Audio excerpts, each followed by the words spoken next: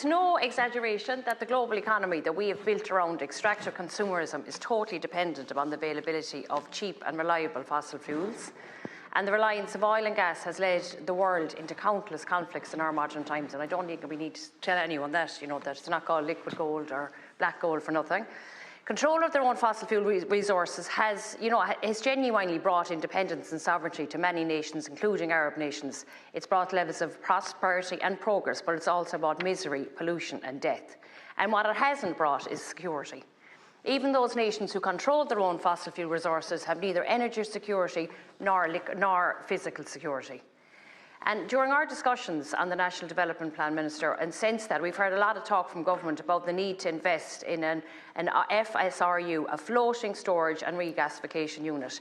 This would be the first time to introduce substantial amounts of liquid natural gas into the Irish energy mix. So it completely beggars belief to me that exactly the time we're supposed to be transitioning from fossil fuels to sustainable energy, that this government has made a deliberate decision to jettison their climate commitments and encourage the importation of huge amounts of this damaging, dirty, filthy, methane-rich gas into our energy mix. Methane is 80 times more warming than CO2. And an FRSU will not be an emergency reserve. In order to remain safe, the gas needs to be vented, and it needs to be emptied and refilled at least 6 times every year.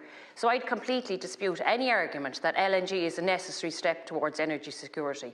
Even Paul Griffiths, who's the CEO of Predator Oil and Gas, agreed that he has agreed that he'd not live beside an LNG terminal for fear it might blow up. The attacks on Qatar's LNG infrastructure have shown that these were not ill-founded fears and that a floating tank of gas is a much easier target for enemies than undersea pipelines.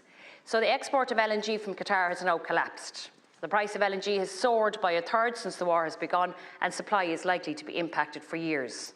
So those voices who see LNG within your own government, Minister, who see LNG as towards energy security, would encourage us, and I'm particularly affected in my area where I live in Sligo and Leitrim, to frack our own gas in Sligo, Leitrim and across the border counties, regardless of the consequences that we know there is for the environmental and human and health impact on animals and humans.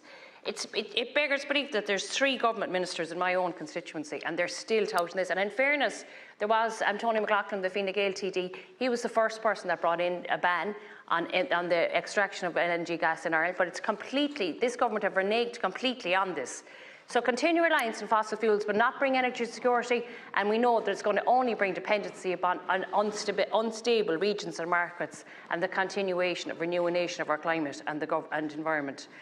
We need to drastically increase the speed at which we decarbonise, and that's come up here over and over.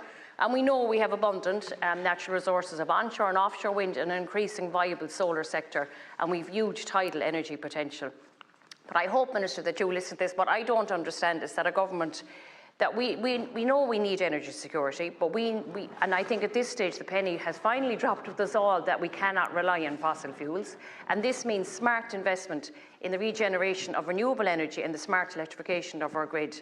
And we know at this stage that spending money on fossil fuel infrastructure is not an investment in energy security, it's a momentum flittering away of our independence, our economy and our climate. And I hope that you, if nothing else in this government, is stop the building of this LNG infrastructure. Or Margaret.